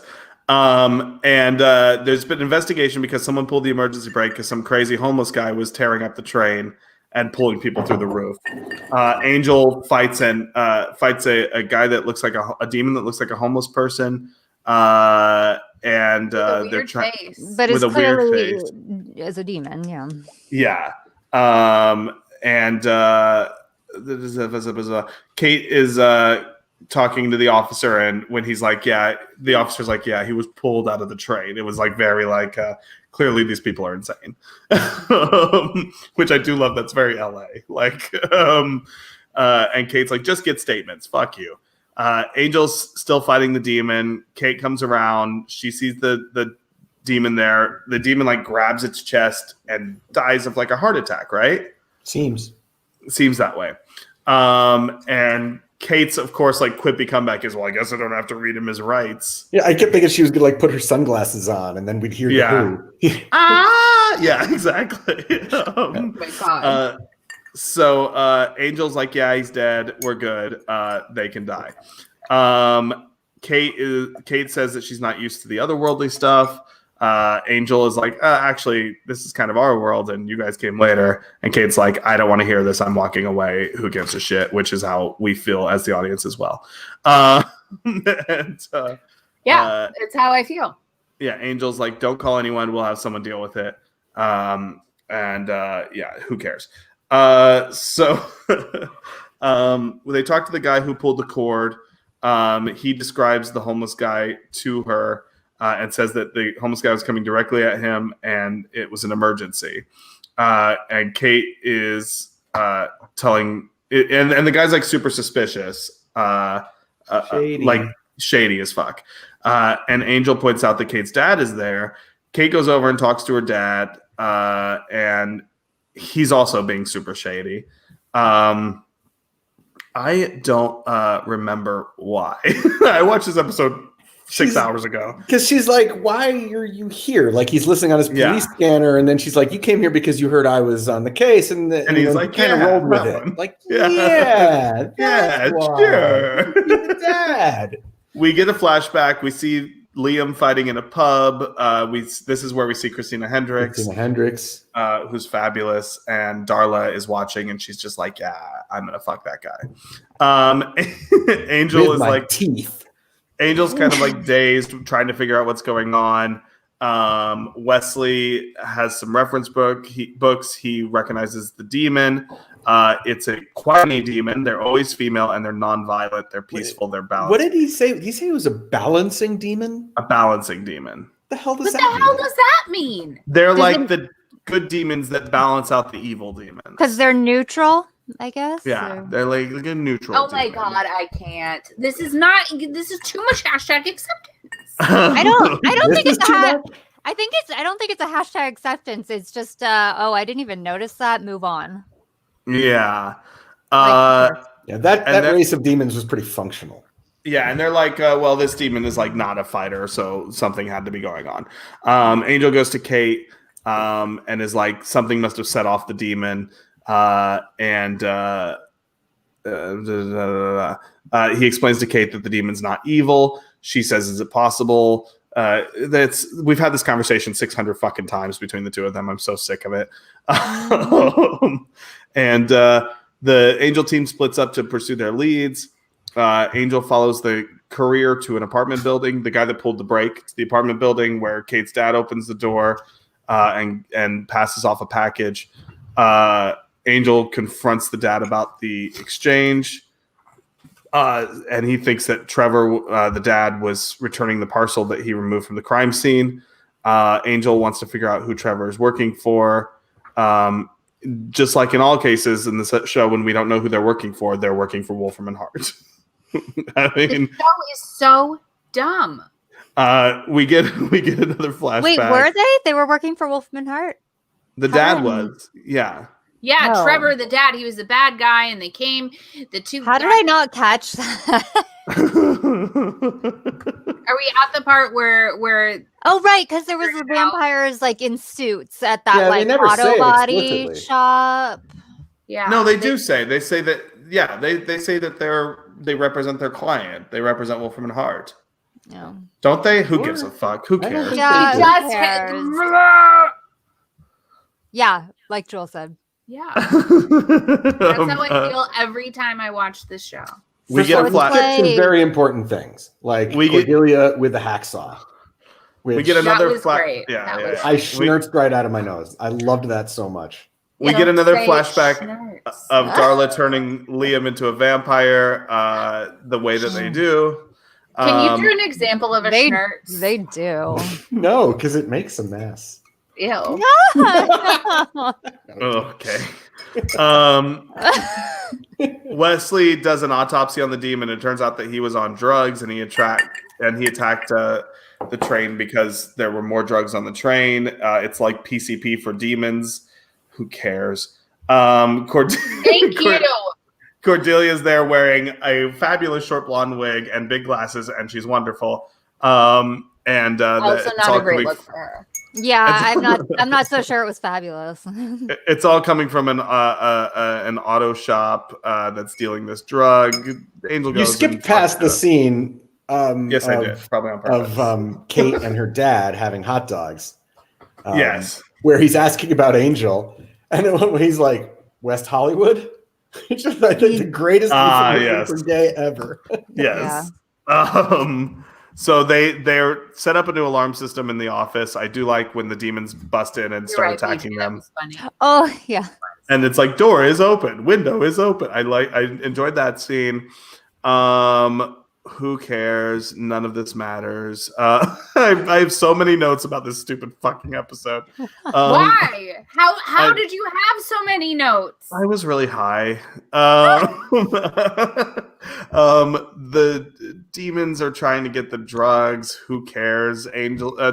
Kate's dad is helping them smuggle the drugs. Kate's dad is a bad guy. Some guys in suits go to his house to make sure he hasn't said anything to his daughter. We have another flashback. Liam is at his dad's home. He's taunting. He starts. The dad is vampire proofing the house. And then he kills his dad a lot. Liam bites him and kills him. Who cares? Angel shows up to tell Kate's dad that he's in danger. The guys are vampires. Trevor won't let him inside the house, so the vampires kill the dad. The barrier breaks as soon as the dad dies. Angel jumps in, kills the one of the vampires. Does the other one escape? Yeah. He kills 2 out of 3. Oh, okay. I thought it was only 2. It was only 2. He killed one of them, and the other guy ran away. Right. Sure. And then Kate shows up and has the least convincing crying scene ever recorded on No, that wasn't good. Angel goes back and this time it's personal. Yeah. And then all the killing. It's great. Yeah. Kate. And Kate shows up with a gun too. Yeah, she's a rogue. She goes rogue. She shows up. She is ready to kill the people who are part of this drug demon PCP. Who gives a fuck? Seriously, though. Angel kills all of them. Kate helps. We're good. Kate doesn't want to look at Angel because she can't associate him with not being an evil thing. We have a flashback again. Darla finds out that Angel's killed all of his family. Darla points out that he went straight for the kill, which means that he didn't actually want to have victory over the father. He just wanted to get it over with. And Darla says, well, you'll never have his approval now, no matter what you do. I did like this like psychological thing with Angel and his dad versus Kate and her dad. That was quite nice. Yeah. And then Angel is watching Kate put flowers on her father's grave, and then he leaves. So sorry if I skipped things, but I just didn't care. I just can't stand it. Okay, I'm giving it a letter grade. Wait. We gotta do some more shit. I hate it. They shot the scene where Angel comes out of his grave at Hollywood Forever Cemetery, where Jewel has worked several times. And there wasn't enough. There wasn't enough budget to remove the actor's breath, so we see David Boreanaz's breath when he crawls out of the grave, which was quite nice. That's fantastic. They also talk about him being in pain, which we haven't seen before. In Buffy, they pop out of the ground and are immediately karate experts. Mm-hmm. And the only international title Very I have true. is the German one, which is Vaterlieb, or paternal love, father love. Which makes a lot of sense. Yeah. Okay, final thoughts, letter rating. Let's start with Jewel, who C. already gave it. Yeah, let's get that over with. It's just there. That BJ. Y'all wrong. This episode is good, and you're just all wrong. Here's a few things real quick. I don't know if you remember, but some time ago, the first time Angel was at the police station, it was daylight, and I was like, "Hey, what's the deal? How did he get there in daylight?" Now we have the answer: sewers, parking. Yeah. Okay, fine. Angel's Irish brogue makes me wince was my comment there. Terrible. Cordelia is showing still images from her spying when she's in a very subtle disguise, and yet she was holding a video camera. But yes, like a large video camera. Yeah, and I think next time I'm hungry, I may shout, "Someone get me an adrenal gland," which I absolutely loved that, functional demon. Yeah, and bagels.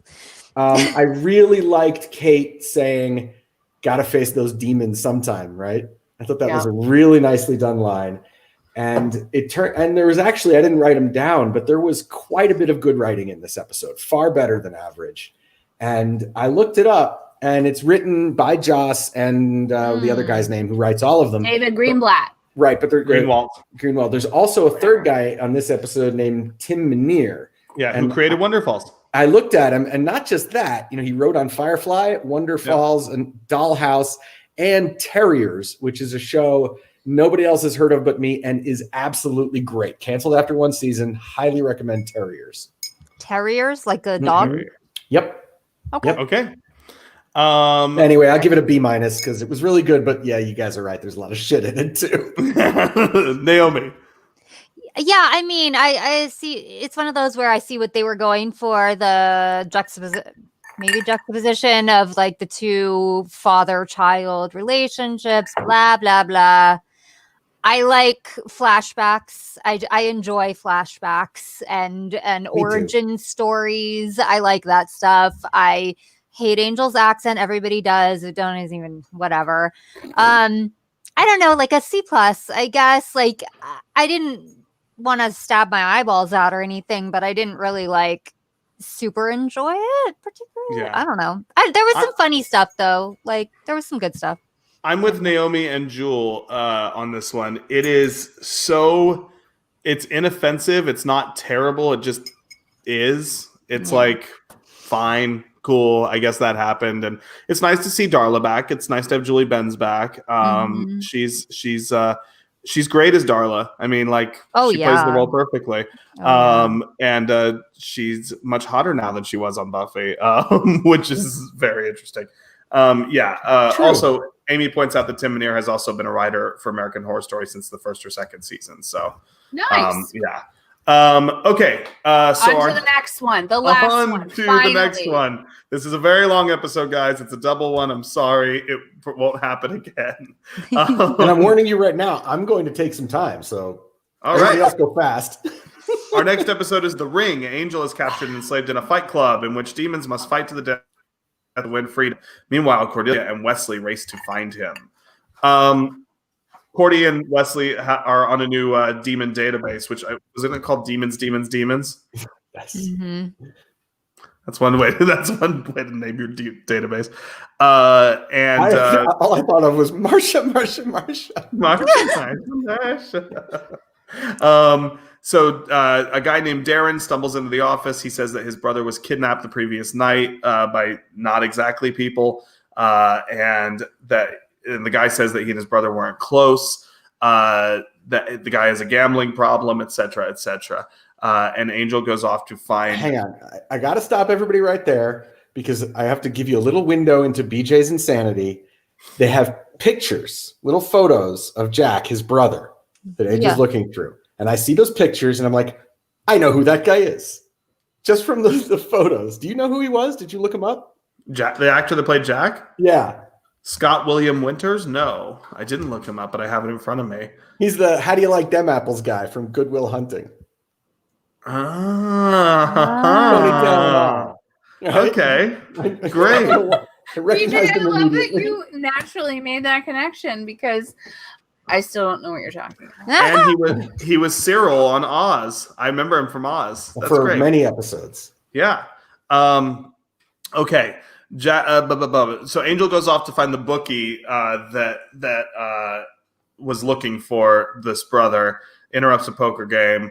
And the bookie's like, it's not about money, it's about making an example out of him. Angel gives him some money, and he's like, you need to go to Beechwood Canyon, but like under Beechwood Canyon. Joel, I guess it is about money. Tell us what Beechwood Canyon is, because I have no idea. Beechwood Canyon is the street that takes you to the Hollywood sign. Oh. Cordy and Wesley are searching demons for information about the demon that took Jack. And Wesley's like, by the time we find it, I could find this in my book. But Cordy's like, nope, here's a demon. It's a howler demon. Angel climbs down into the sewer. Of course, it's a howler demon, because that's what it would be. Okay, my note, ew, face puddle. Yeah. Also, they kind of look like... What was that? That never got addressed. They look like pugs. Doesn't matter. I am fairly certain that mask is reused from an episode of Star Trek Next Generation. It does look... It was definitely from the props room. It looks like that Twilight Zone episode where they take their masks off and their Eye faces of the are Beholder is what that episode is called. Wait, are we talking about the same thing? It was a puddle of faces on the ground? No. That was in that. Yeah, she's got a point. In the ground where they meet the blue melty face guys. Yes. There's a body in the floor. A gross puddle. But there were like body. multiple bodies. Where I think there was more than one face, and I was like, "What is that?" Isn't that where the dead demons are? Like they throw it's either like food for the demons that are imprisoned or whatever. I don't know. Oh no, this is before the Fight Club. This is the. It was, yeah. It's dead demons. It's they're throwing away the bodies. This is the intermediate. It's Wolfman demons. and Hart or whatever. It was very random. What is what is the lawyers? Wolfman? Wolfram and Hart. Yeah. Wolfram and Hart. It's their dead bodies. Okay, well, anyway. We find out that those demons sold Jack, this brother that we're looking for, that they sold him, and Angel asked them who they sold them to. He goes to like a janky ass neighborhood where he sees like really nicely dressed people going into a building without a sign. He goes in through the basement. He finds a lounge there.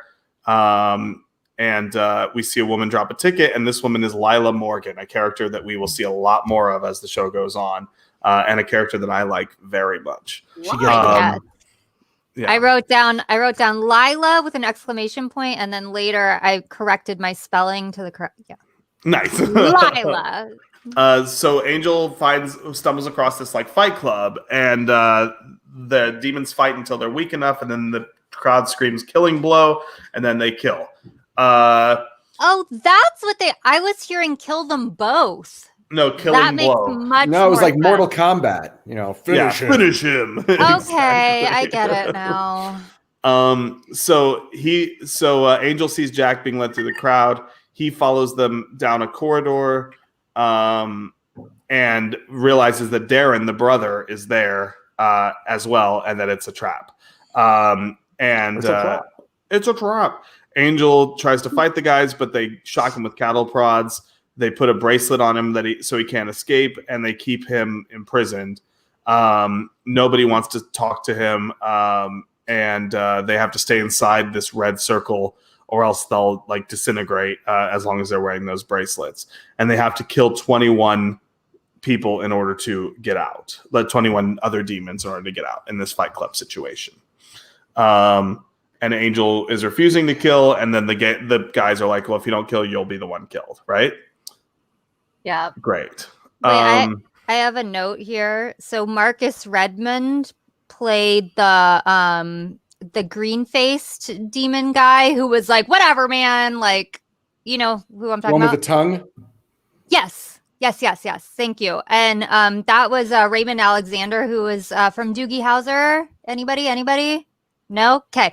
But he also played a different demon in Room with a View. And the first thing Angel says when he wakes up is, I asked for a room with a view. I thought that was a really random. Yeah. Speaking of which, when Angel wakes up and he tries a couple languages, the third, I believe, is Belarusian. Yeah. And only then does he go to Italian. I'm like, okay. BJ, your clinky ice cube is making me crazy. Nope, not me. Oh, somebody's clinky ice cube is making me crazy. All right, cool. Anyway.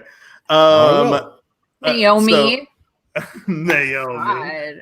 God. So it's a fight Disney. club basically, and there's a whole lot of stuff that builds up there, but it's a fight club. Great. Angel doesn't want to fight, but he realizes that he has to. Wesley shows up and asks where he shows up to the bookie, asks where Angel is, and he pulls out a crossbow. Wesley pulls out a crossbow, As and you then do. there's like a whole situation where Wesley's really good with a crossbow, apparently. And like just He's been ultra practicing. competent in general with the crossbow, with the gun, with just being a tough guy, and he became James Bond out of the blue.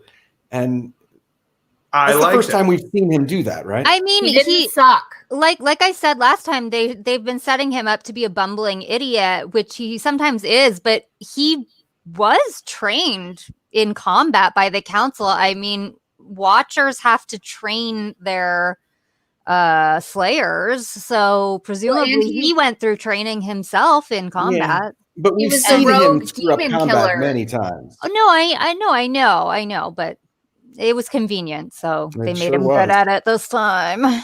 Speaking of which, when they get the first, this is a me thing. When they are first given the speech at the Fight Club, and the guy runs through the line and vaporizes. Bad guy says, "Let that be an object lesson." Am I the only one who thought it was object lesson? No, it's wrong. I was wrong. It is object lesson. I looked it up. Oh, interesting. But I thought it was abject, and I think a lot of other people did, and it's a mistake. Anyway. Yeah. Oh, interesting. On you go. Cool. Cool story, bro. The fights are starting up that night. Lila is there. Wait, I'm sorry. One more thing. Wesley gets information from the bookie and goes to the Fight Club. But the original plan was our bad guy has Angel go to the card game. They send him to Blue Skin Aliens. They send him to the and the Blueskins are dead. So clearly, card game guy knew the Fight Club. Correct. And was just screwing around with Angel, which is really weird because Angel had to fight a bunch of demons and might have gotten killed, but the whole point was to get Angel to the Fight Club. Well, maybe Angel killing the demons was to show that he was worthy of being in the Fight Club. Right. They said not everybody makes it. Yeah. So that might have. I accept your answer. So Lila is there about to watch the fight thing, and she's like, "I heard he has a soul. I wonder if that gives him an advantage." And then that isn't ever explored again in this episode. Angel is still refusing to kill anyone. Angel and his opponent enter the ring, and they note, and the other demons note that Angel isn't even fighting. Cordy and Wesley show up. They're dressed all nice.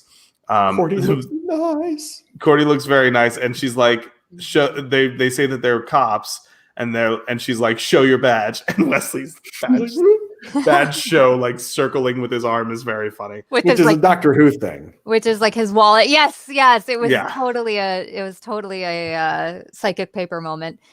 Yeah. Yeah. So she Cordy, was actually really good in that though. Like she held her character well. So Cordy walks up to this couple and tells them that they need to go home. Basically, they're here for an unlicensed sporting event. And Wesley's like, "There's a raid that's going to happen here tonight." And so Cordy and Wesley get their tickets. Inside, Angel's getting the shit beat out of him. Wesley says that these demon matches are from the Roman Empire and that the bracelets kill people if they cross the red line. Because the Romans clearly had that technology. Clearly. Yeah. Well, but I mean, it is Colosseum style fighting, the kill or be killed situation. That I just love how Wesley referenced the one thing he knew about it, but then he also knew exactly what they were doing. You know, with the magic electronics. Because why not? And then they throw a knife down to the guy that's fighting Angel. And Angel doesn't like that at all. And he puts on his vamp face, and Angel he stabbed him, right? Yeah. He cuts his arm. Yeah. And then Angel stabs Baker in the chest with the knife, kills him. And Angel made his first career kill. I'm going to skip ahead a little bit here because we're running low on time. Cordy suggests that they call the police. Wesley thinks the police are involved, and that even if they aren't, Darren would destroy the evidence. Cordy says that she and Wesley have to get Angel out of captivity. Wesley is like, I can make a key to release the cuffs. And Cordy is like, I already stole this cuff. So they figure out that it's horsehair, right? That's what they needed, was horsehair to open it. Oh. Yeah, because why not? Yeah, sure. Because she had a Palomino before the IRS took it away. There you go. Exactly. That was named. What was Gregory. it? No, it was something funny. It was something Really? very 90s. Oh, shoot. Oh, I don't remember her Miss saying the Muffet. name. In our second similar incident of the night, Angel takes the brother hostage and is like, let me go or I'll kill him. And they're like, well, go ahead and kill him. And then they shoot the brother and kill him. And he's like, he was your brother. And he goes, well, now he's my dead brother. It's good stuff. That was Oh, messed up. Yeah. Stupid. So the guards show up and knock out Angel with cattle prods. He wakes up. He's in the office of Lila at Wolfram and Hart. And she's like, you're free to go. We bought your contract. Angel's like, well, buying my contract means I'm not allowed to talk about what's happening in this gladiator thing. And he's like, fuck that noise. Take me back. Like, we're going to get out of this the way that we do it. And it kind of shows like, I like this because it shows like the beginning of Wolfram and Hart, like trying to make the rules, you know, and change the way that things are done. I really think it's a really well done look into what's coming on the show. And Wesley, yeah, they figure it out. Who cares? They figure out how to open the cuff. Who gives a shit? The guards take Angel back to the arena. The other demons think he's crazy. And Angel has to fight Trepkos. And if Trepkos wins, then it's his 21st kill and he gets to go free. And Trepkos is like a badass. Ooh. Yeah, Wesley, again, there's so many notes about this fucking bracelet. I don't know what I was thinking. You were stoned. Lila bets $10,000 on Trepkos. Angel tells Trepkos, like, even if you win, you'll always be a slave because you killed people to get free. You know, like, no matter what you do, this is always going to be you if you don't do something different.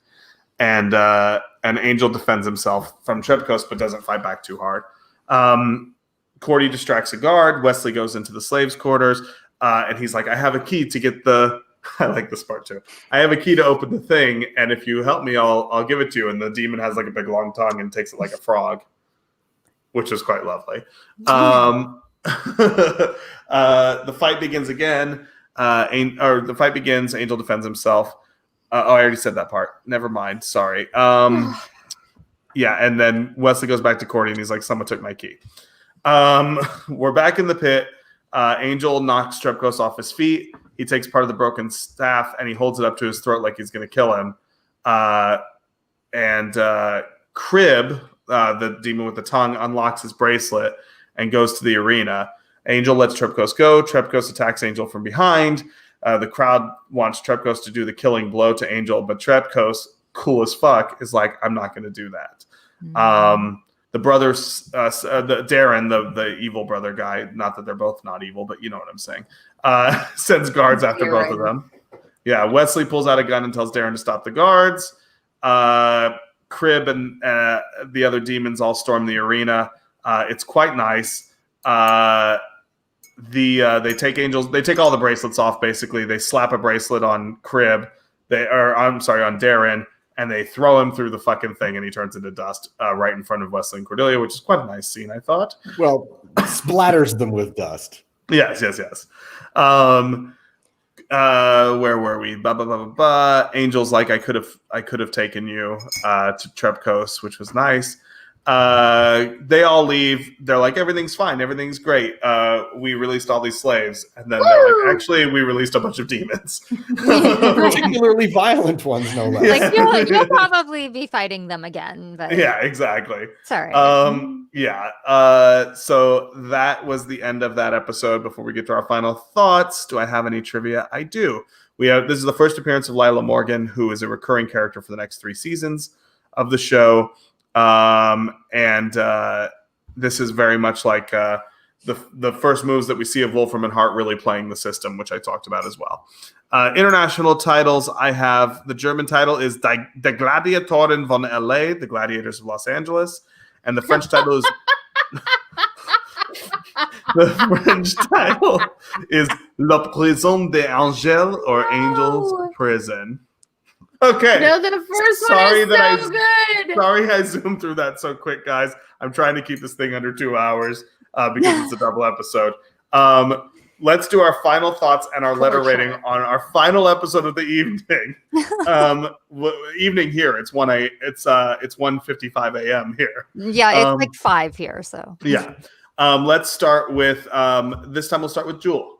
D+. I like some of the costumes. This episode was dumb. It's you said dumb D+? D like Delta Plus? D like D+. It was good costumes and shit, but like D like D+. Okay. BJ. I love this episode, except it was so derivative. I mean, everything about it was done to death in movies and TV already. One thing I thought I might be wrong about, but one of the demons in the background who has no dialogue, I think is a Pylean, Lorne's species. Okay. If you watch it again, he's in the back, but green and the horns, I think he is. I didn't notice.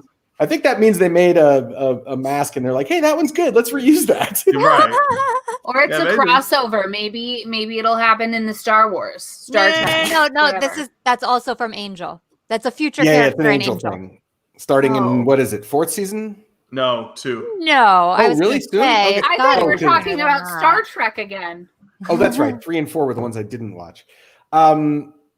I really liked the episode. I thought it all worked. It's just that I kind of saw where everything was going to go because it's all been done before. But since I enjoyed it, I'm giving it a B. Oh, all right. Kill me. Naomi.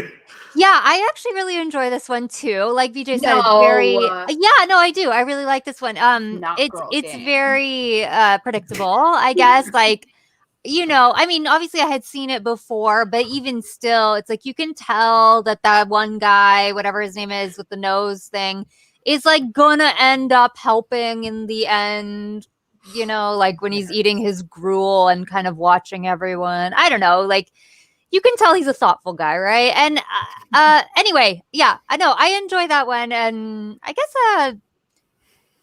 like around a B.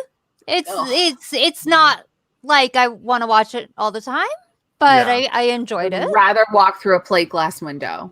So you are so dramatic. I think for me, this episode is like BJ says, it's very derivative. We've seen this story a million different times. However, I like it. I mean, it's like a subpar Star Trek episode. It's like one of the Star Treks that you skip. It really doesn't mean anything in the grand scheme of things, except that we meet Lila, who I really love. Yeah. The plot doesn't make a ton of sense. Why are they going after Angel? He's just a vampire. Like, who cares? Like, he's not like some fierce warrior. There's many. That actually makes sense because Wolfram and Hart has interest in him already. Yes. They all know about him. So I'm gonna go ahead and give this a B-. Oh, please, you guys are kind. I enjoyed it. I don't need to watch it again, like everyone said, but I don't think it's bad. I just think it's just there. I'm never going to watch this again. Okay, good. Okay. So that is our episode. This has been so much fun. We will be back next Sunday at our normal time, 3:00. And we will be covering Superstar from Buffy and Eternity from Angel. Superstar being my favorite episode of the entire series, and Eternity being an episode I don't remember at all. Eternity. Yes, I have no idea what happens in Eternity. I feel like it's going to be the longest episode on record. But at least Superstar is wonderful, and it's possible we might have a special guest or two next week. I'm working on it right now. So and if anyone who knows Superstar should be able to figure out who I'm talking about. Oh my God. So exciting. So guys, thank you so much for joining us. Follow us download our podcast on our things on any podcast server. Like and subscribe, leave reviews, all that good shit that you're supposed to do. Go watch Terriers. Facebook, Twitter. Watch Terriers. Don't December unload. 1st, we launch our West Wing podcast, Walk in the Halls. We have some great guests lined up for the West Wing podcast. And January 1st, we're launching both our Hannibal and our 90s podcast. So please come back and hang out with us. This is so much fun, and you guys are so patient. We're an hour and 50 minutes in, and most people haven't left. So, You guys, all right, guys. Thanks for hanging in. Thank you, Love thank you, Naomi. Girl. Thank you, BJ. Bye, guys. Grr. You're our bitches.